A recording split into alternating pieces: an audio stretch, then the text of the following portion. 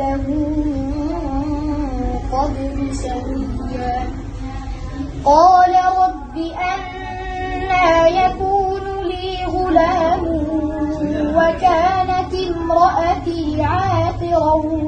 وقد بلغت من الكبر عتيا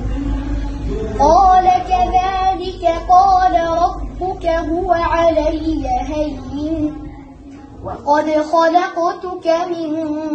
قبل ولم تك شيئا قال رب اجعل لي آية قال آيتك ألا تكلم الناس 3 ليال سويا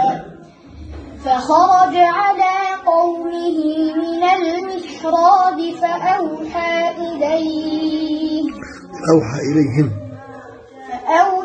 إليهم أن سبحوا بكرة وعشيا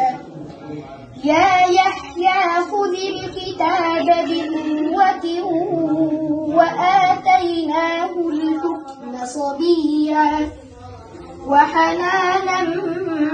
من لدنا وزكاة وكان تقيا وبرا بوالديه ولم يكن